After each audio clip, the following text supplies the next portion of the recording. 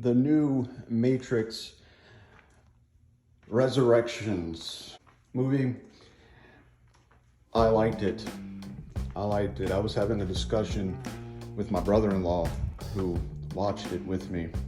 He disagreed with me. He didn't like it too much. Most people don't really particularly care for it that much. Now, we're of the age where we grew up with the original back in '99. I remember watching it. I was like a teenager then, and really enjoying the film. But if you watch the film today, you can see that it's aged a bit.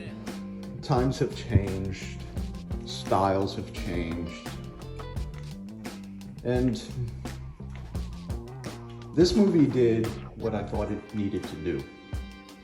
It wasn't trying to be just a rehash of the original. It wasn't trying to do or achieve the accomplishments of the original. It did exactly what it needed to do. And what it needed to do, in my opinion, was to either be a satire of itself or do something completely bonkers, off the wall crazy. And it managed to do both of those things. So I enjoyed the film. I liked it. I thought it was good. Okay, now let me go into my spoilers. So, Neo in this one is a pale comparison of his former self, and I think that quite maybe be by design. What I like about the film is you can have many different theories about what the film is about. The beginning of the film, as it starts, gives you an idea that it could be or could not be, because this is the Matrix we're talking about. Anything's possible. But it could all be in Mr. Anderson's head, or Neo's head.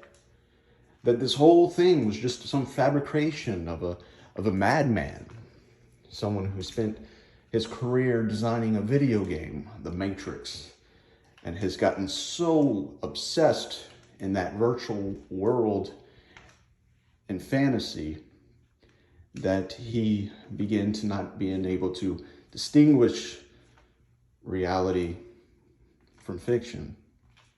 And there's a beautiful scene in the cafe of Soccer Mom, aka Trinity.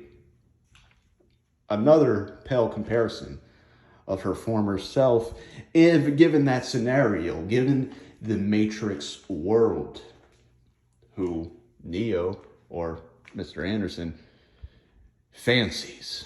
He fancies so much that he put her in his game. And one of his colleagues knows this and points it out.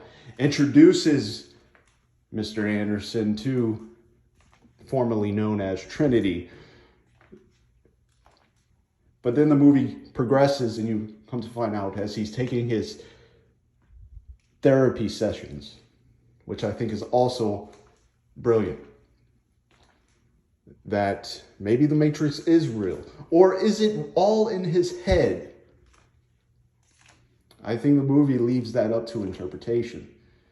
Some people think the movie would have been more brilliant if it did go the route of it all being in this guy's head. But about halfway through the film, or toward the end of the film, you realize, no, this is real. This is the Matrix. It is all a facade. Or at least it could be. And that's what I love about the film. I love that it's like abstract painting. It's like an abstract piece of art.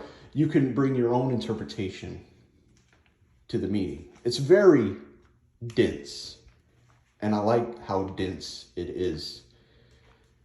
I like how they've given us a portrayal of the Matrix world versus and the real world, and they've given equal time in the film to all the different realms of this universe. I give it an 8 out of 10. There is so much to discuss about this film, and I love that about the movie. There's just so much to discuss. There's so much there. There's so many different ideas thrown in. It reminds me, and this is not a criticism. It may sound like a criticism at first, but for me, it's not a criticism. There is an artist who makes abstract paintings, but his method of creating abstract paintings is a little bit unorthodox. The way he creates his art is he drinks colors and vomits the colors out onto a canvas. And whatever shapes and designs that his vomit creates upon the canvas is what he puts out there. He puts it in a museum, he puts it in an art gallery, and people look at his paintings and they marvel at his paintings. This is brilliant, some people say. This is beautiful. I love this piece of art. And then they're told how it was created. And some people just, in disgust, revolt. How can you call this a painting? And other people say, I still admire it. It is a beautiful piece of art. And that to me is what I feel about the Matrix Resurrection.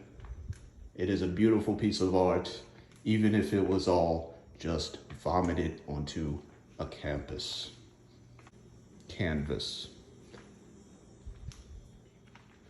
Almost landed that.